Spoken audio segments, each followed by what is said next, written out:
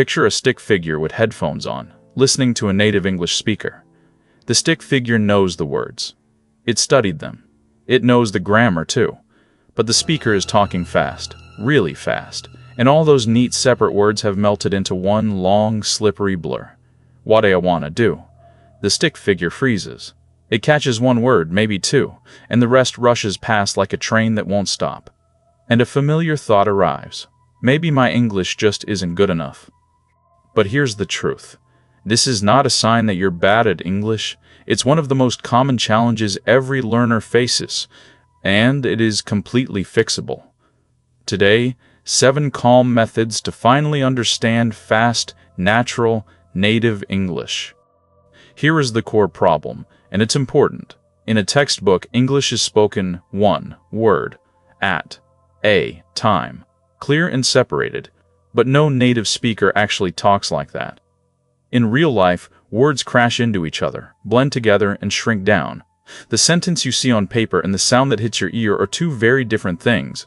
So if fast English sounds like a blur, it's not because your ear is broken. It's because you were trained on one version of English, and the world is speaking another. These 7 methods help you close that gap. And here's the encouraging part. Once you understand what's really happening in fast speech, it stops feeling like a mysterious wall you can never climb. It becomes a set of patterns, and patterns can be learned. The speakers haven't changed, but the way you listen is about to. First method. Understand that natives speak in connected sound, not separate words. This single idea changes everything. When a native says, "Do you want to?" they almost never say 4 clean words. It comes out as one smooth shape. "De wanna." The words are linked, blended, and reduced into a single flowing sound. For years you may have been listening for the textbook version DOYOUE, and of course you couldn't find it. It isn't there. So the first shift is to stop expecting separate words. Real English moves in connected chunks of sound. Once you accept that, you stop fighting the language and start listening to what's actually being said. Here's a simple practice. Take one common phrase, like "What are you doing?" Say it slowly, fully. What are you doing? Now say it the way a native does. What they doing? Feel how the words melt together. Do this with a few everyday phrases. You're not being lazy. You're learning the real shape of the language, the one your ear will actually meet in conversation. Second method. Learn how words link and reduce. Once you know connected speech exists, you can start to recognize its patterns. Listen for how a word ending in a consonant grabs onto the next word, starting with a vowel.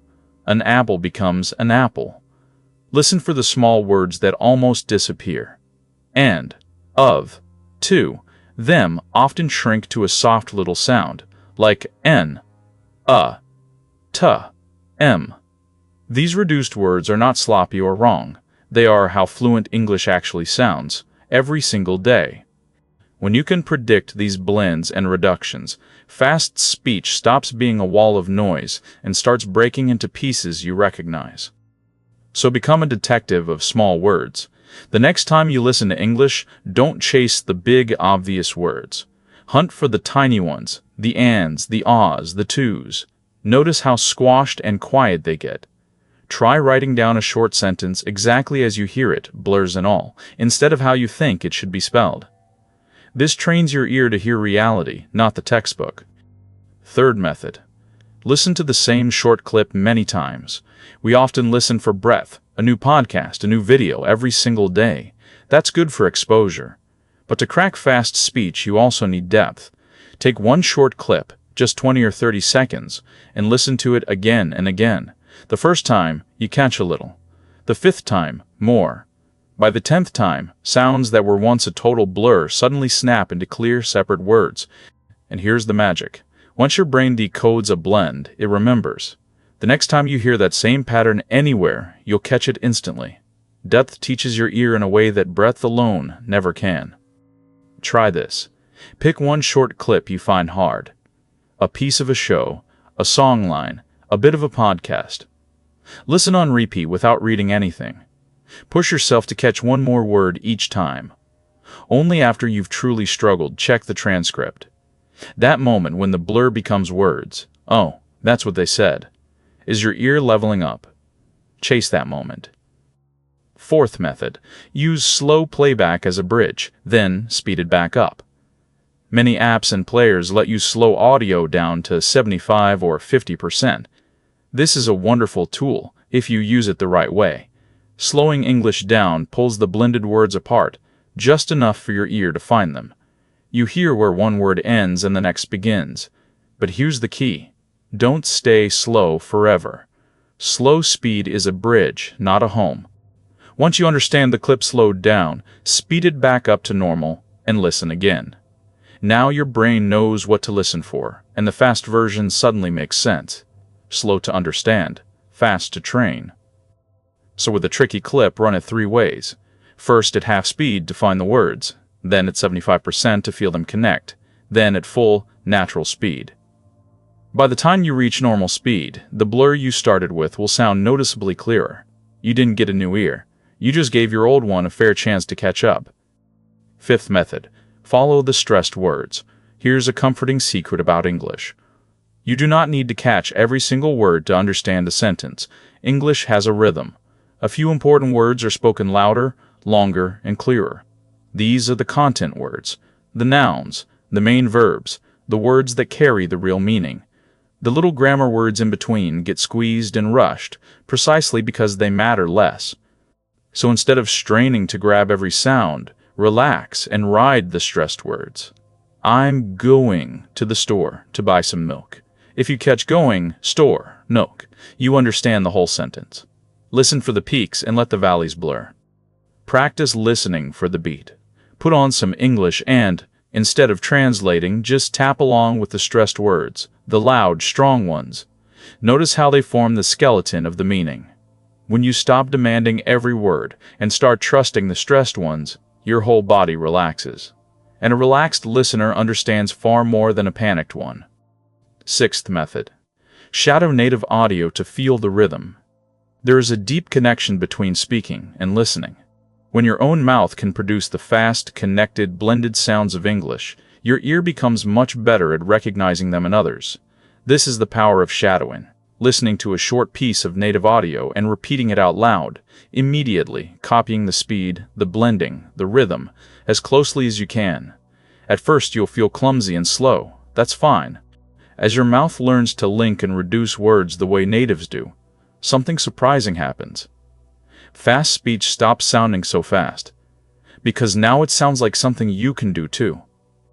So pick a sentence or two from a speaker you admire. Play it, then say it out loud right after, matching them as closely as you can. Same speed, same melody, same blurs.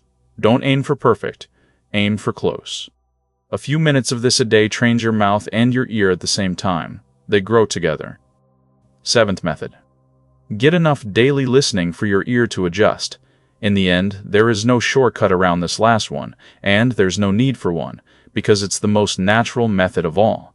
Your ear adjusts to fast English, the same way it adjusts to anything. Through steady, regular exposure. The first week of listening to native speed feels exhausting. After a month of daily listening, it feels normal. After 3 months, you barely remember it being hard. Your brain is quietly building a library of sound patterns, and the bigger that library grows, the faster it can decode what it hears. You don't have to understand everything. You just have to keep showing up and let your ear do its slow, patient work. So make English listening a small daily habit. Even 15 or 20 minutes counts. Put it on while you cook, while you walk, while you commute. Let some of it wash over you even when you don't catch it all. You are not wasting that time. Your ear is adjusting underneath, quietly, whether you notice it or not. Consistency beats intensity here, every time. So let's gather the 7 methods. Understand that natives speak in connected sound, not separate words. Learn how words link and reduce. Listen to the same short clip many times. Use slow playback as a bridge, then speed it back up. Follow the stressed words, shadow. Native audio to feel the rhythm. And get enough daily listening for your ear to adjust. If fast English still sounds like a blur today, please don't take it as a verdict on your ability. Take it as a skill you simply haven't trained yet, and now you know exactly how. Be patient with your ear. It's learning, even on the days it doesn't feel like it. Remember the day you first found one language hard and how ordinary it feels now. Fast English is just the next ear to grow into. One day, sooner than you think, you'll be listening to a native speaker at full speed, and you'll realize you forgot to find it difficult. Keep listening, a little every day. Thank you for being here. And take care.